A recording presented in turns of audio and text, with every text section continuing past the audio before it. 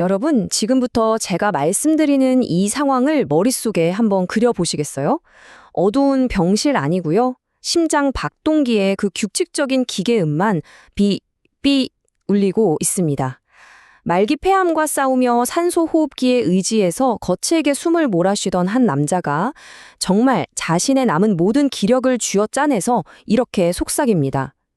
모든 재산을 A에게 증여한다. 어떠신가요? 흔들리는 스마트폰 영상에 담긴 이 간절한 마지막 유언, 이 짧은 문장 하나가 유족들의 눈시울을 붉게 만드는 것을 넘어서서요, 무려 수년에 걸친 길고 고통스러운 법적 공방의 불씨가 되었습니다. 안녕하세요. 바보야 문제는 세금이야의 박흥스 변호사입니다.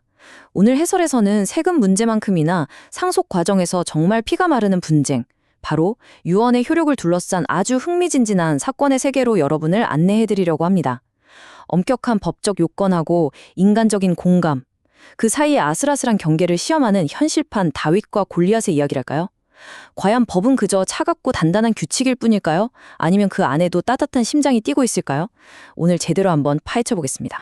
자, 첫 번째 파트, 거절당한 마지막 소원입니다. 이 가슴 아픈 이야기의 중심에는 말기 폐암으로 임종을 앞둔 환자 B씨가 있습니다. 그리고 그의 곁을 끝까지 지켰던 이부 형제 A씨도 있었죠. 당시 B씨의 상태는 며칠 만에 정말 걷잡을 수 없이 약화되고 있었습니다. 산소호흡기에 의지한 채 말 그대로 매 순간 숨을 쉬기 위해 사투를 벌이고 있었거든요. 게다가 극심한 고통을 줄이려고 마취 성분이 들어간 진정제까지 맞다 보니까 발음조차 어눌한 상태였습니다. 남은 시간이 얼마 없다는 걸 직감한 B씨는 긴급하게 유언을 남깁니다. 그가 힘겹게 한마디 한마디 뱉으면 증인이 이걸 받아 적고 확인을 위해 다시 읽어주었죠. 그리고 현장에 있던 또 다른 지인이 이 고통스러운 과정 전체를 스마트폰 동영상으로 촬영했습니다. 안타깝게도 그로부터 불과 3일 뒤 B씨는 세상을 떠나고 맙니다. 9,600만 원, 5,752원. 네, 이런 단위까지 아주 구체적이죠? 이게 바로 당시 B씨 명의의 우리은행 계좌에 예치되어 있던 예금액입니다. 슬픔에 잠긴 형제 A씨가 형의 마지막 모습이 담긴 바로 그 동영상을 들고 은행에 가서 찾아달라고 청구했던 정확히 그 금액입니다. 자, 근데 여기서 진짜 충격적인 반전이 일어납니다. 은행이 그 스마트폰 영상을 딱 보더니 예금 지급을 단칼에 거절해버린 겁니다. 아니 왜요? 이 유언이 법이 정한 요건을 충족하지 못했기 때문에 무효라는 거예요. 여러분, 이게 얼마나 황당했을지 상상이 되시나요? 사랑하는 형의 마지막 소원이 그 영상 속에 너무나도 생생하게 숨결 하나하나까지 다 남아있는데 은행은 대수롭지 않게 아이고 죄송하지만 법적 효력이 없네요 라고 해버린 겁니다. 결국 이 어이없는 거절은 정의를 찾기 위한 정말 필사적이고 기나긴 소송전의 신호탄이 되고 말았습니다. 두 번째 파트, 마지막 유언을 둘러싼 엄격한 규칙들입니다. 도대체 은행이 왜 안 된다고 했는지 이해하려면 우리나라 민법이 유언을 얼마나 엄격하게 다루고 있는지 알아야 합니다. 우리 법은요, 단순히 누군가가 내 뜻은 이렇다라고 남겼다고 해서 그걸 다 유언으로 인정해주지 않거든요. 딱 5가지. 자필증서, 녹음, 공정증서, 비밀증서, 그리고 구수증서. 오직 이 5가지 방식의 유언만 공식적으로 인정합니다. 정말 믿기 힘들 정도로 깐깐한 메뉴판이죠. 그렇다면 B씨가 남긴 스마트폰 영상은 어디에 해당했을까요? 바로 이 리스트의 제일 마지막에 있는 구수증서라는 매우 예외적인 옵션에 기댈 수밖에 없는 상황이었습니다. 여기서 우리가 반드시 짚고 넘어가야 할 오늘 해설의 완전 핵심 키워드가 바로 이 구수증서입니다. 구수증서. 말이 좀 어렵죠? 쉽게 풀자면 말로 남기는 유언인데요. 이거 아무 때나 할 수 있는 거 절대 아닙니다. 갑작스러운 사고를 당했거나 중병에 걸려서 다른 방식을 도저히 쓸 수 없는 그야말로 급박한 사유가 있을 때만 아주 예외적으로 허용해 주는 겁니다. 유언자가 증인에게 자기 뜻을 입으로 부르고 증인이 그걸 받아 적은 뒤에 다시 유언자에게 읽어줘서 맞다라고 승인을 받는 그런 방식인 거죠. 세 번째 파트, 하급심에서의 뼈아픈 패소입니다.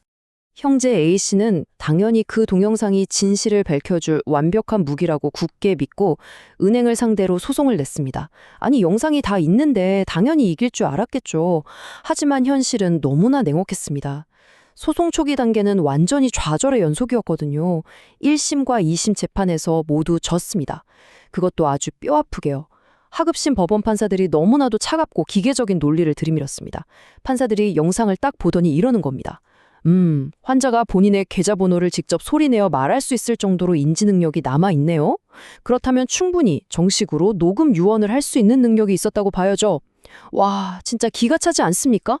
재판부는 임종을 앞둔 환자가 젖먹던 힘까지 쥐어짜낸 그 마지막 기력을 오히려 그 환자의 유언을 무효로 만드는 불리한 무기로 사용해버린 겁니다. 하급심 판사들은 이 스마트폰 영상이 정식 녹음 유언이어야 한다고 봤기 때문에 엄청나게 깐깐한 녹음 유언의 잣대로 채점을 해버렸습니다.